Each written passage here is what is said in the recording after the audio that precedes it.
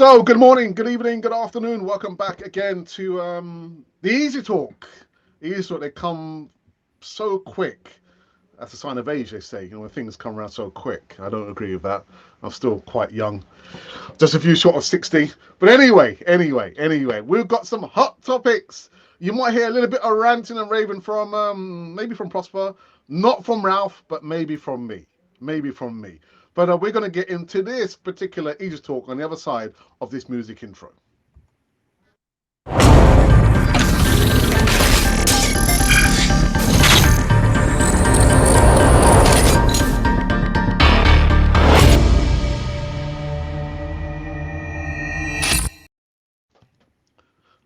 Just trying to limber up for the Easy Talk.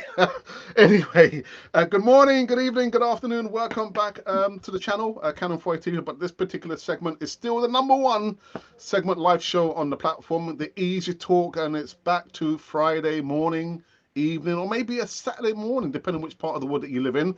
But like we usually say, just hit the like button. You don't have to subscribe. You don't have to send your money. No, send your money. We need your money. No, I'm just joking. No, actually, I am joking. I'm joking. Don't send the money. My wife told me to say that. Don't send the money. Anyway, let's say our hellos. So just below, a little bit askew, is Prosper. Prosper, good evening to you. How are you?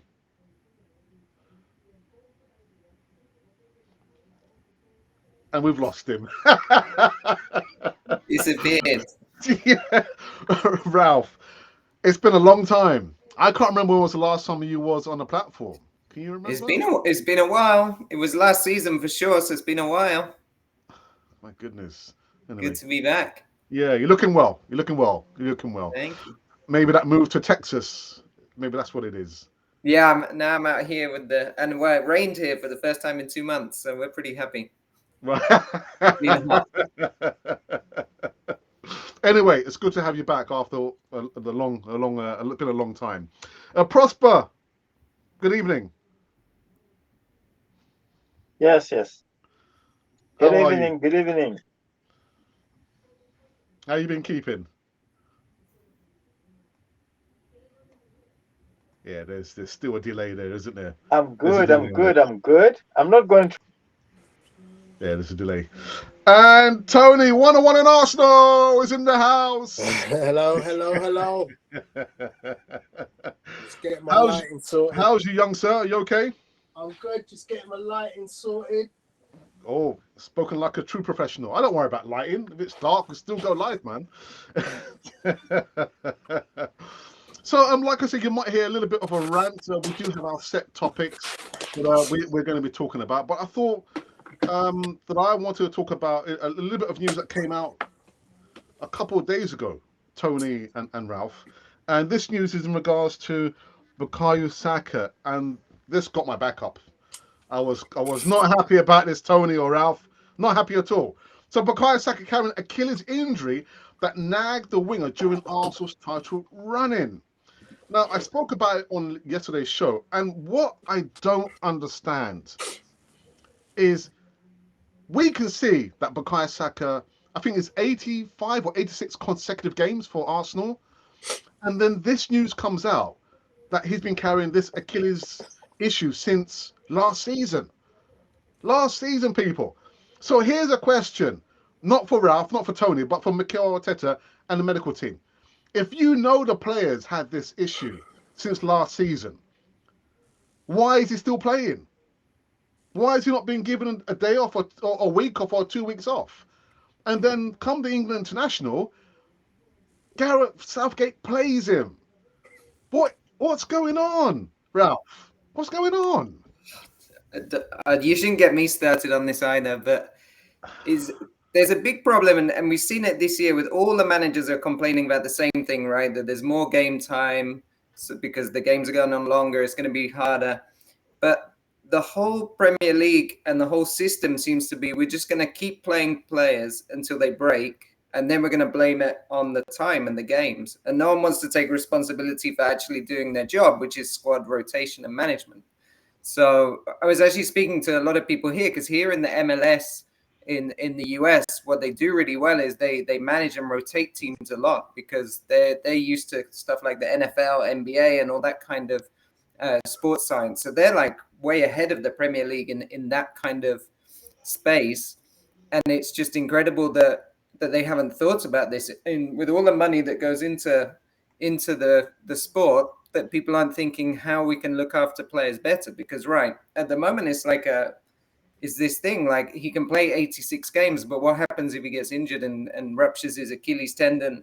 It happened to Aaron Rodgers again here in the US and the NFL, and that guy's going to miss the season. What happens if Saka misses the whole season because we didn't want to rest him in 2-3 games? So yeah, I don't really understand it. I can't see the logic behind it because you have players that can cover him.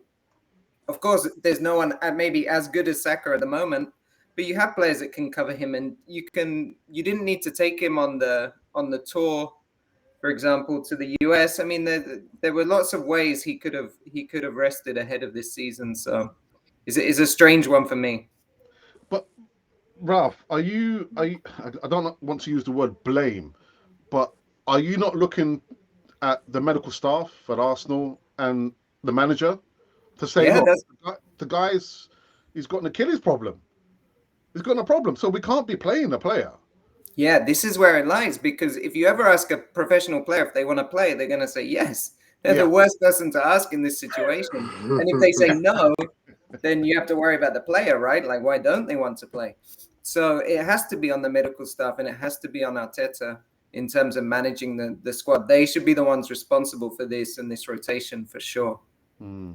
Tony, I'm not sure what's your opinion, but the one image that came to my mind was 2 seasons ago when Thomas Partey was injured during the North London derby, and he's there trying to hobble off, and Mick Arteta saying, actually, no, get back onto the pitch. What's going on, Tony? What's going on? Sports science is going on, my friend. Sports science. Gentlemen, thank you for having me on. Apologies for my tardiness. I cover my eyes. I like to think that the people who are paid extortionate amounts of money to know about sports science know what they're talking about. But unfortunately, we see they come a cropper all the time. You know, Ralph, you mentioned about in American sport. You know, I am a massive fan of both college basketball, college football, professional football, professional basketball. And, you know, coaches get it wrong. They get it wrong all the time. And they are surrounded by these analyticals, you know, people whose job it is just to look at the data. You know, you see the guys, they're wearing the chest contraption underneath their shirt that tells you how many kilometers they run, their heart rate, you know, how much moisture they're letting out. And these are the things that they're supposed to be utilizing to understand where guys are going into dangerous levels. Yet still, they're getting it wrong. You know, look, we got lucky last year. We really did. As far as injuries were concerned, we got a very good year. You know, everybody is doing pretty similar things, but everybody is still getting it wrong. And ultimately, you kind of go, well, maybe the eye test, maybe just a little bit of TLC could come into play. You know, maybe you just take away the decision from the analyticals and say, okay, he's got an injury. Can we afford to give him a couple of weeks rest? Can we just like say, you know, we have paid a lot of money to be able to have what is a squad that allows us to rotate players. And all I can say is look at what Man City, the so-called best team in the world, do with their players. They're not playing them 3,500 minutes a season. They're playing them 2,000, 2,200. So they're clearly looking at their analyticals and going, well, even with the best players in the world, we're still going to give our players rest. So unfortunately, just can't see the human factor being in utilized here to go, well, what was the point in him coming on in a game against Scotland? It's a friendly, for crying out loud. Tony, my goodness. I mean, Ralph said, the players are the worst people to ask, whether, they have an injury but like with the physiology, that's one thing. But surely the well-being and safety of the player is of paramount, isn't it? So if we've got the data and we're not responding to the data, I don't even know how the news came out. How was it leaked that we now know that since towards the end of last season, that the star boy, I call him Star Man, had an Achilles problem, and who knows whether he's carrying another injury now, Ralph? Is he carrying another injury now? Yeah. And of all the players that we have, he's the one most likely to get injured because he's getting kicked every game. He's probably suffers the most fouls than any other player. So in terms of who you need to protect most on that team, it probably is Saka of all those people, right? So there's something else I had a little bit of time to research before coming on today, Alex, which is, I don't know where I saw the story about BUKAYO Saka going for some kind of record of appearances. I don't know if anybody else has heard this. Okay, so currently he has the appearance record now, beating Kenny Sansom for consecutive appearances.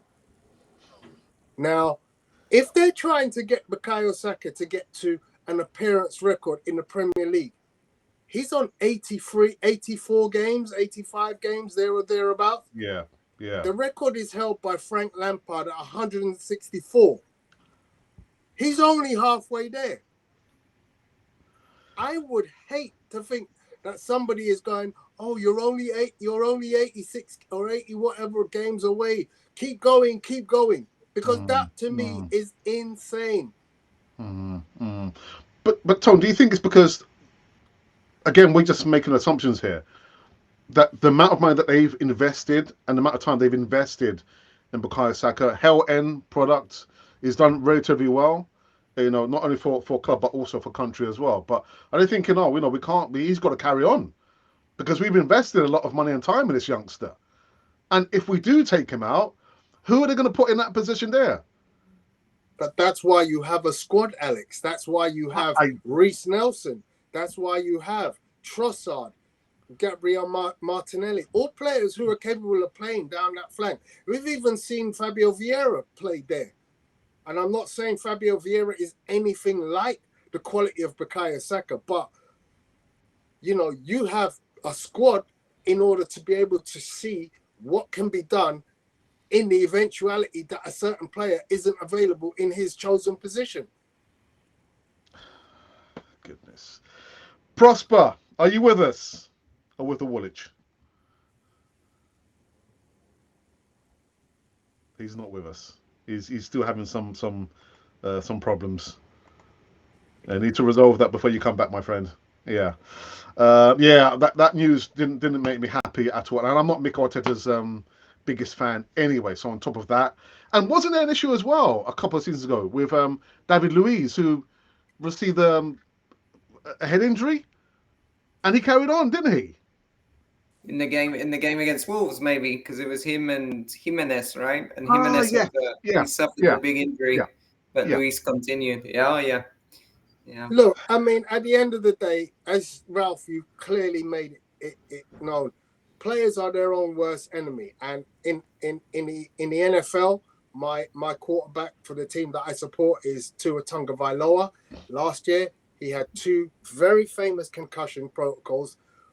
The second one should not have happened because he should not have been playing. Yeah. The player himself said he was ready. The coach said he was ready. He was nowhere near ready. In the end, the second concussion, which pretty much happened the moment they threw him back into the fray, ended in him finishing his season. Wow. Players are like that. Athletes are like that. I am in the boxing profession. Boxers are like that. Boxers will go into competition in world title fights knowing oh, I hurt myself a week ago in camp, but I'll somehow get through it. You know, right now, I've got almost like a bung thumb, you know, just an accidental jarring of the thumb. It hurts. But does that stop me training? Does that stop me doing the things that I do regularly? No, it's just, you know, a niggly injury. The older you get, those niggles become harder to get rid of. You know, I'm a sportsman. I know how that feels when your body isn't 100%. And I know how it feels to say, I've given it a week's rest. It hasn't quite got round to repairing the way I want it to. I don't feel 100%, but I'm willing to go with that. So, you know, it's on the management. It's on the management to turn around and say, you player, you're taking a week's rest, 2 weeks rest, whatever it takes. Yeah.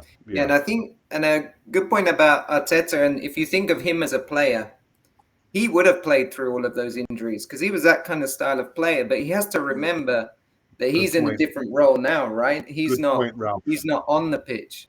So I think that sometimes comes through to him when he's thinking about other players too. Really good point. Prosper, are you with us?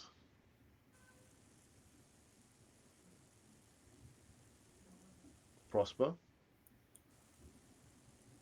No.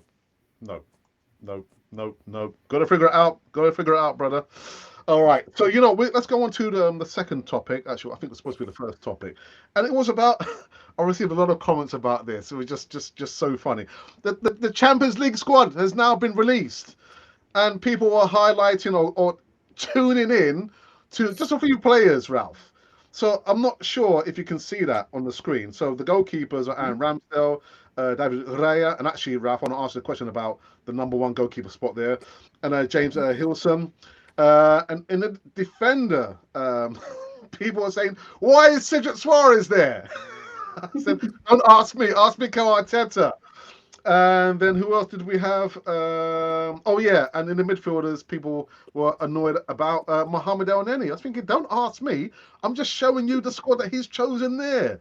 So, Ralph, to you, are there any surprises in the squad you can see?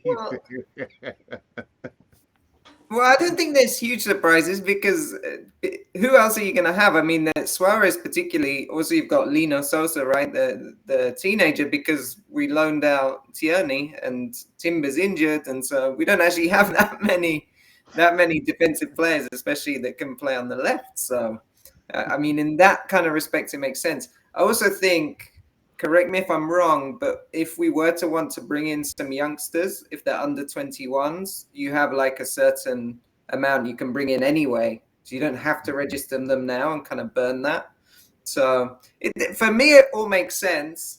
And again, it's what we were just talking about, right? It's a squad. So it's not necessarily that we're going to see every single player here get minutes, although you might do because fingers crossed, the sixth group game will already be qualified, and then we can actually rest some players, which would be nice. So I think for me it makes sense. Is what we've got, and of course within that we've got I would say our first 11 or more, 14, 15 that are going to see most of the minutes. Did you just use the word rest? We don't rest our players, you know? What are you talking about?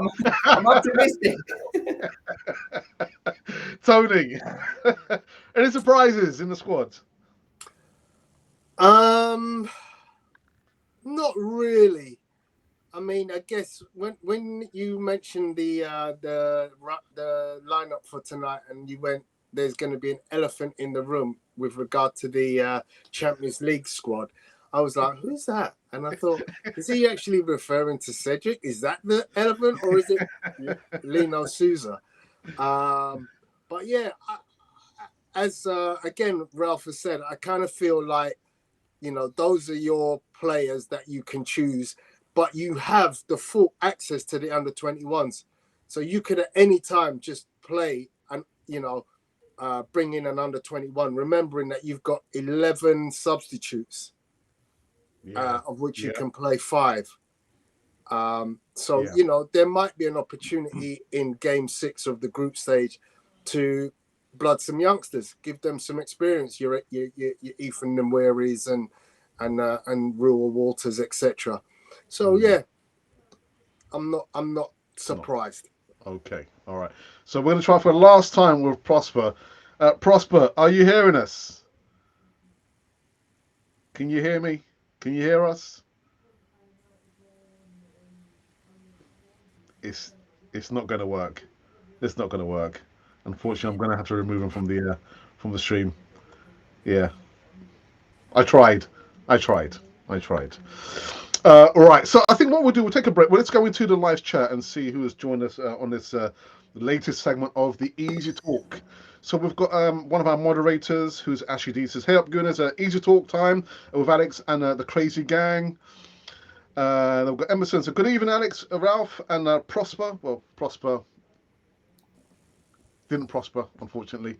And we've got actually saying that the gang has gone. We haven't gone. We're still here. We're still here. There you go. And Tony too. Well done. Well done. Hey, Emerson. Colin says hello. What's that? Chat room, and hit the like button across your fingers because Arteta. Here we go. And the media team says a 22-year-old with a nagging Achilles is just fine. Don't drink the Kool-Aid.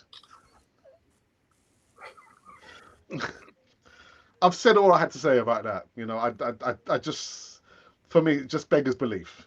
And like you said, guys, why play him in the international? Did he really need to play in that game there? No, he didn't. He didn't. And actually, Ralph, what about his family? What about his representatives? Will they not be saying, "Don't play"? No.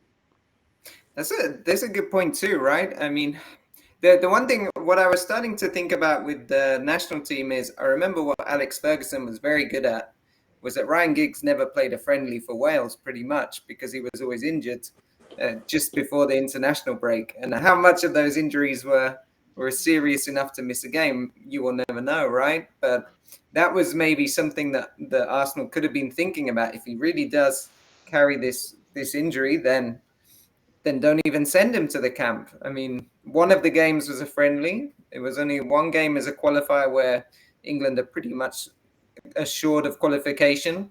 So it wouldn't have been a huge deal, I think, if he didn't even make the trip at all. So maybe that's something to look at. And yeah, right, you're right. There's other people. There's his representatives as well. Most players today at that level will have their private people that are giving them training, fitness, nutrition, everything that can also speak to that and be maybe independent of the club as well. So there's lots of ways you can be pushing the case if you do need a rest. Yeah, but something is clearly not working, Ralph, because again, the news has come out that he's had the Achilles. He's been playing through the Achilles issue. So something clearly is not working there. You know, you got the medical team, you got the coach, you got the manager, your representative, and still you're playing with an injury, which could be exacerbated. I mean, the thing is that, look, I've read what Arteta said in his interview today at lunchtime about, he's come back, he's feeling fine, he's training okay. All elite players carry injuries. And as I said, me, myself being an athlete, even at my, heady years, injuries are part of sport. And yet we do pretty much know that with impact sports where you're receiving blows on a regular basis, you're actually concussing your muscles. Yeah. So if you get a tackle hard on your shin, that's concussion to the shin bone. There's concussion to the thigh, there's concussion to the calf. All these areas that you're getting knocks on regularly is a form of concussion. Then, of course, you're heading the ball. There's talks about not allowing youths to head the ball because, that could have long-term damage to the brain. So overall, we're still, learning this whole thing of sports science. And we've just said, look, we know that people will just play with injuries, and some are able to do so better than others. I wish Abu Dhabi could have played with an injury.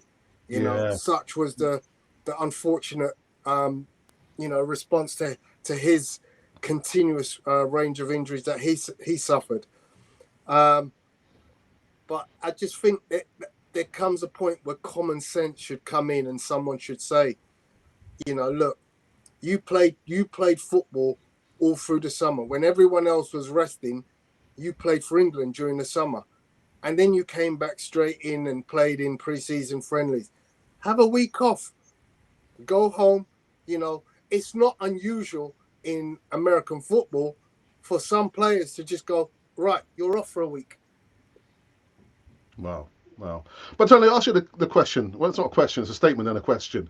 In boxing, they say that sometimes the boxer is the last to know when it's time to hang up the gloves. I believe boxers are the first to know when they should hang up their gloves, but they just don't want to admit it. But what would you do if you're Bukayo Saka? Would you just say to the boss, actually, I'm not feeling well, I'm feeling sick, and you just detach yourself from being selected? What would you have done? What would you do if you're Bukayo Saka? I mean, if I try to be Bukayo Saka, I'm probably going to be Bukayo Saka and do what he does and say, boss, I think I can go through it. I feel good enough. I'm going to try, and I want to help us win the game. Look, we've an important game on Sunday against Everton, a place that we haven't won in a number of years.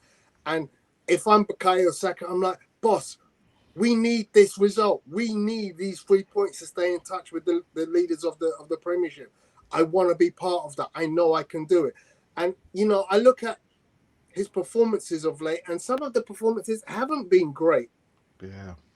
And you kind of go, well, is that not another reason for Arteta to go, well, I'll tell you what, I'm going to let Reece Nelson have a little run out just to see, can he do something that you're not actually doing at the moment, influencing the game, and then maybe I bring you on at 70, 80 minutes. I just wonder if Arteta's actually prepared for that scenario to be played out, because we saw last season, Ralph, the understanding when we used the back four, the right back would have been Ben White further up the pitch. They understood, the overlaps, but when you put in a Reece Nelson, would there be that same understanding? Would Arteta have prepared for that if he had to take out Bukayo Saka? I don't think so. It's a catch-22 though, isn't it? Like, how do you give Reece Nelson that time to learn that in match day experience? And maybe where the opportunity really lies is the Champions League. And I'm not trying to downplay the Champions League, of course, but sometimes in the group games, you might have an opportunity to do that. And that's one thing I guess we haven't seen yet from Arteta, is how is he going to manage it this year with the Champions League, because it is much different to playing Europa League. So how's he going to start now? Because this is starting next week, right? With the PSV game. Yeah. How's he going to start balancing the 2 games a week, which is totally different to playing every weekend? So maybe he's got something up his sleeve that we don't know about. We can be hopeful. Some rotation. It's the hope that kills. Scary. All right, okay. Someone called Little John says that he's just subscribed, or that he's just hit the like button. Thank you for that, Little John. And this one's a question. So what's the thoughts about Vinay Venkasham, who's saying that he's going to be departing after, was it 13 years, 14 years with the club? Your thoughts, Tony? Look, he seems to have a lot of fans on his side. He's been at the club an extremely long time, and he's been there in various roles. So well done to that man for ascending through the hierarchy the way he did. He would have seen a lot of rubbish. He would have seen a lot of bad, poor decision making in management. And he would have gone, look, if I get my time at the club, at those lofty positions, I'm not going to make some of those mistakes. Now, somehow he's managed to make some of those mistakes because I put some of our transfer dealings in his corner, because he's partly responsible, along with Edu and Mikel, in some of the terrible things that have happened, I feel, by way of recruitment, both buying and selling. But I think the overall picture has been a positive one. look, good luck to the fella. Yeah. I don't know him personally. I cannot attribute any single mistake to him solely. So it is what it is. All I can hope is that, whoever comes in next is able to pick up the mantle and do a better job. Yeah. And for you, Ralph, been at the club since 2010, apparently. Yeah, so it's similar, isn't it? I mean, he's been through some of the difficult stages, but then he's also been now at the back end where things have started to pick up, and he's obviously must have played a role in some of that.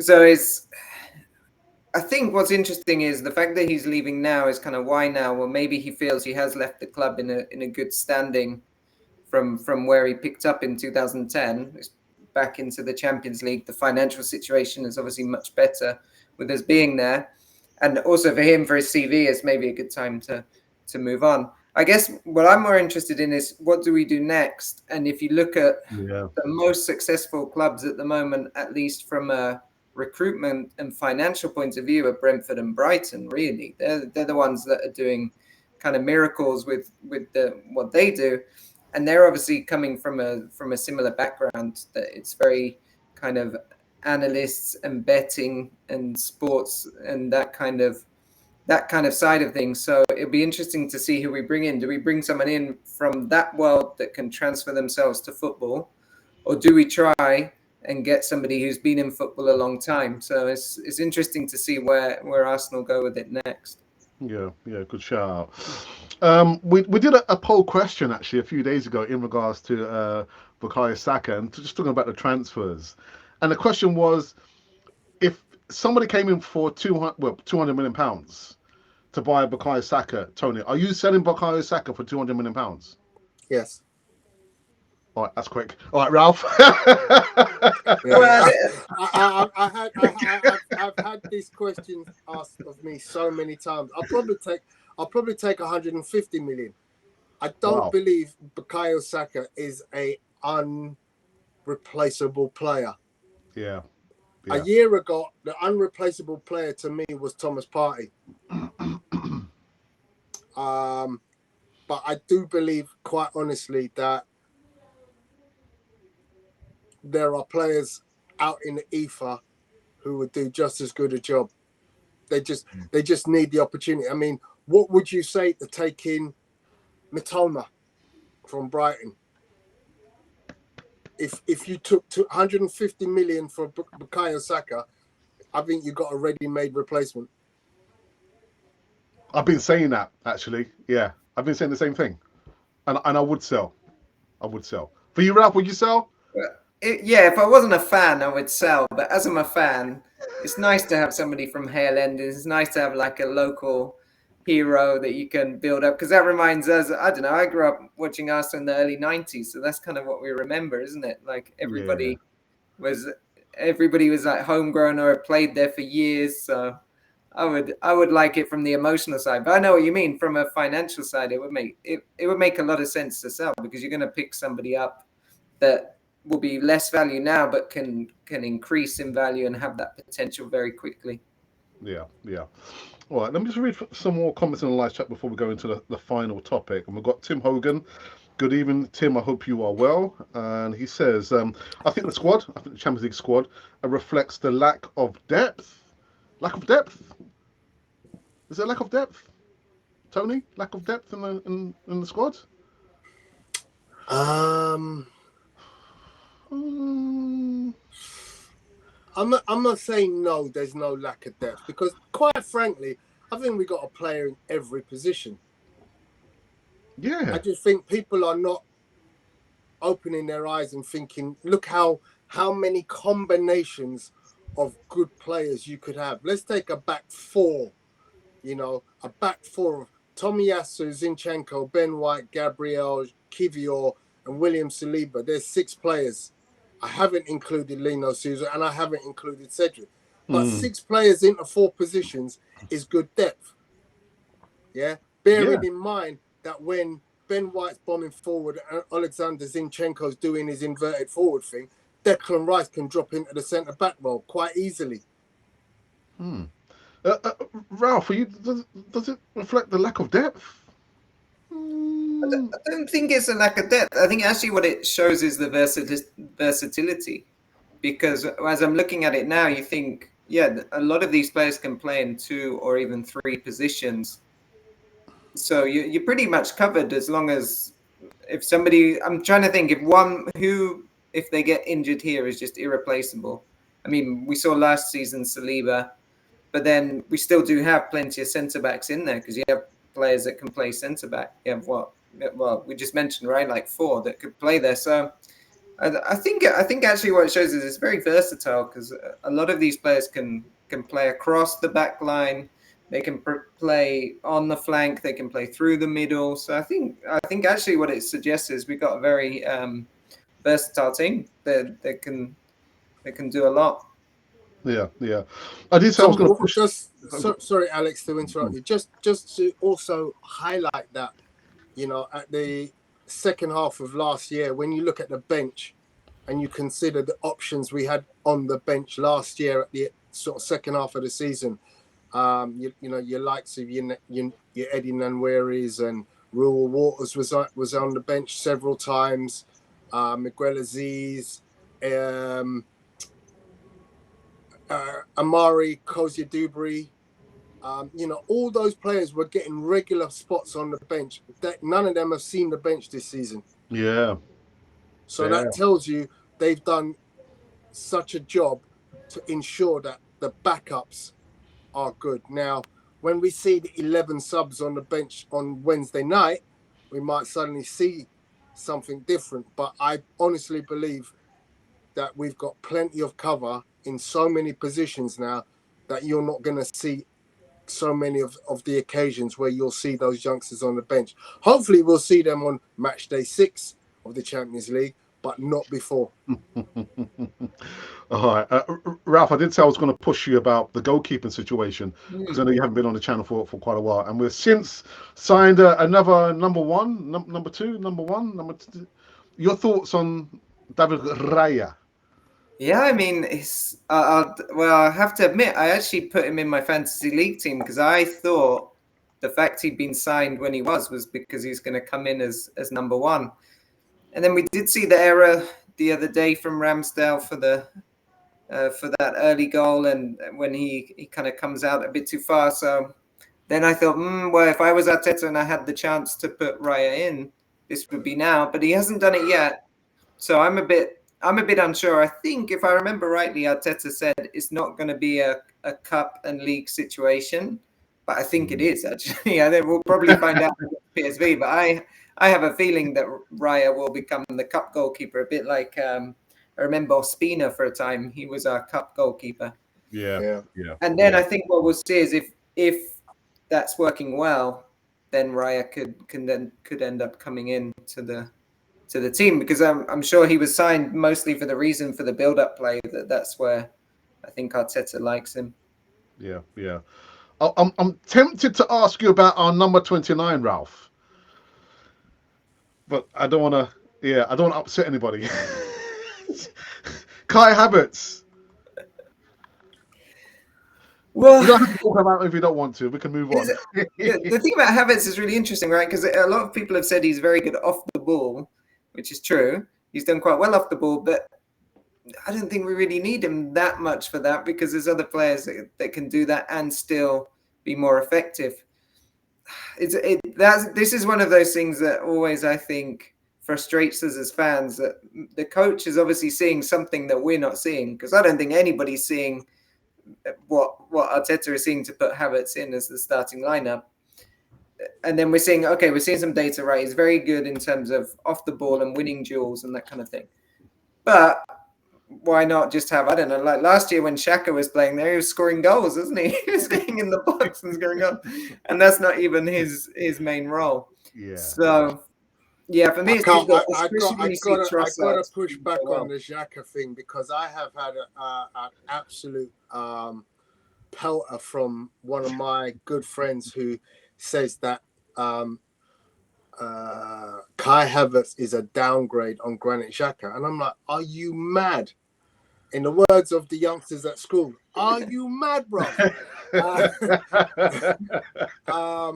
Because we waited so many years for Arsenal to get rid of Granit Xhaka, and you know, we were pulling our hair out about Granit Xhaka, a red card waiting to happen. The player who had the most errors leading to goals of any player in the Premier League. And then out of the blue, he has this Indian summer and has one season where he's played in a completely different position to where he had played all his years prior. And he looks half decent. And he scores some goals. Now, for anyone who thinks that Kai Havertz can't do what Granit Xhaka does, I kind of think, really? And I'm willing to bet anybody, I'm willing to put money where my mouth is, that Kai Havertz will score as many goals as Granit Xhaka did last season for Arsenal. And that was his best ever season. And I still think that Kai Havertz, in the worst start that he's probably had and not playing great football, but at some point in time, the penny will drop and he will start scoring goals. And if he doesn't score 10 goals, I'm not expecting it.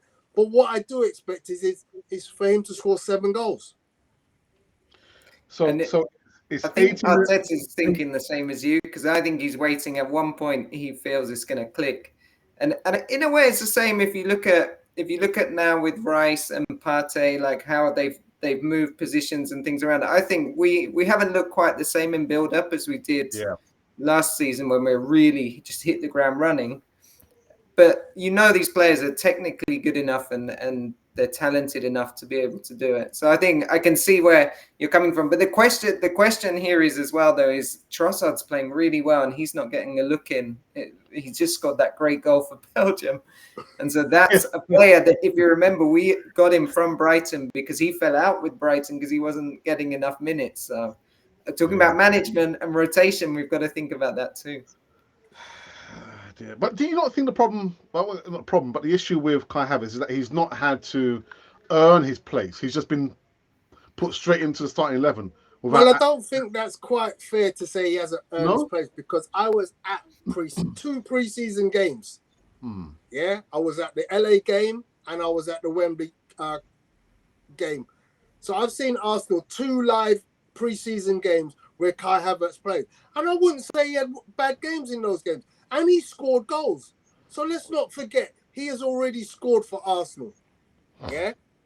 Albeit in pre-season, he's had several minutes on the pitch, working with players, and the boss is clearly trying to give him lots of minutes for you to gain more of an understanding. And as he said, what you're seeing out of Kai Havertz in match 1, 2, 3, and 4 will not reflect what you will see from him in match 55. So I'm willing to give him the benefit of the doubt. And as I said, I'm pretty certain by match 55, he'll have scored 7 goals. Okay. Well, you know what? We're recording this, Tony, so we're gonna revisit your comments. Please do, because I'm fed up of the naysayers just getting onto Kai Havertz and thinking he's a terrible player. Yeah. He's not a terrible player. Yeah, I've seen more than enough. He needs to be more consistent in his play. He's had some poor touches here and there, but that's not a bad player. Yeah, well said, Tony. And you know what? We're going to move on. Let's move on. So there's a game on Sunday against the Toffees versus the Gunners. Can a Toffee beat a gun? Well, a cannon? No, it can't. It can't. But we don't have a good record going to Goodison Park, Ralph. Your thoughts, man?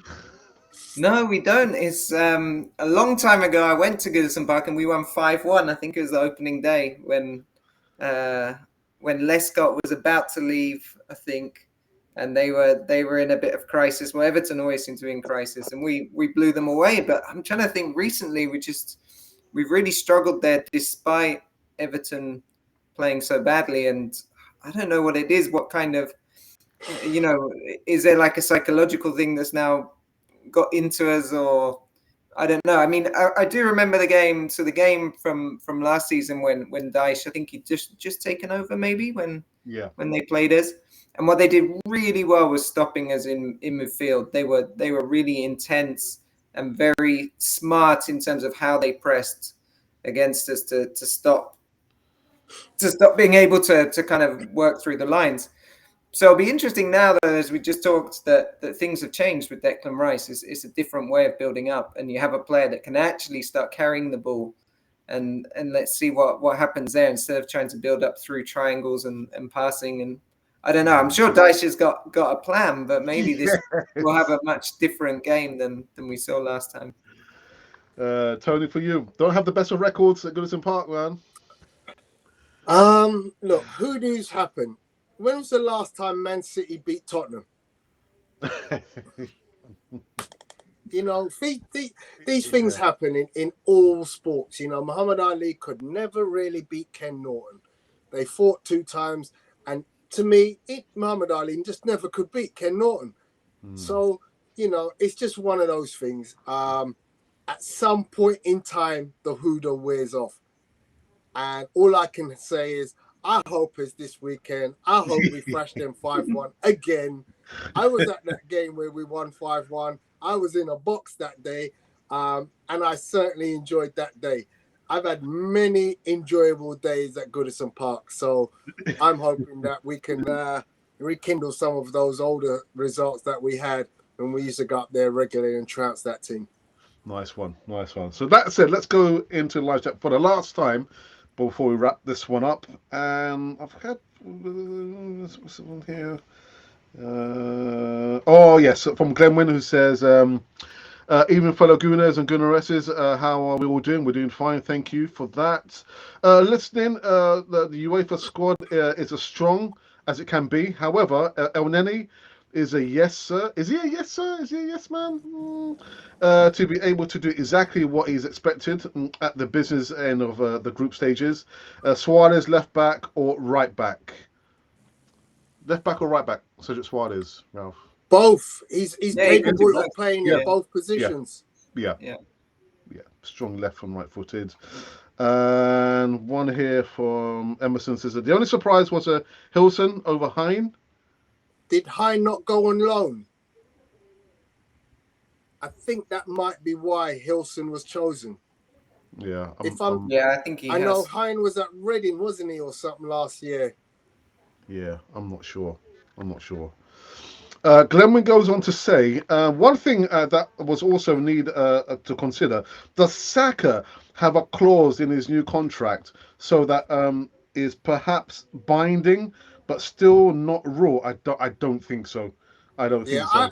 I heard that exact statement by someone else recently. And I honestly don't think there is a player alive who has that.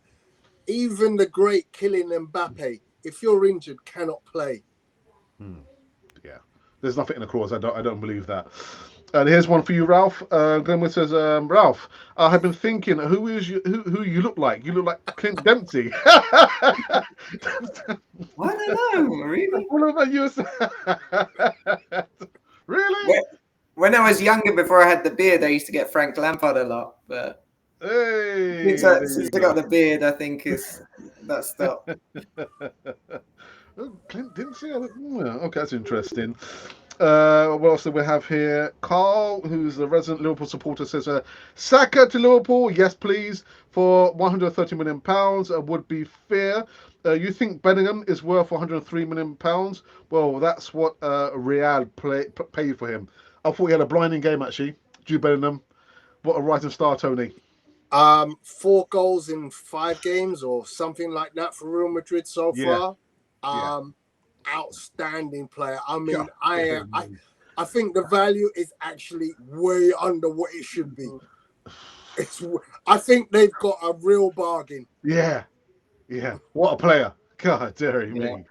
All right, Johnny Geezer is in the live chat, says if Saka ever leaves Arsenal, it will be the likes, like the Ravens leaving a Tower of London. Doomsday!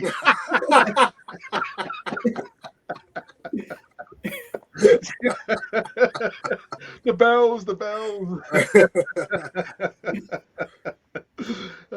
Sorry, Ralph. Do you want to say something, Ralph? Or you're all right? No. You're gonna. I mean, I was just thinking, but that's what I think as a fan is don't put me in charge of the money because I turn it down as a fan.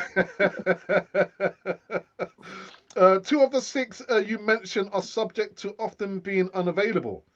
What's that? 6 defenders.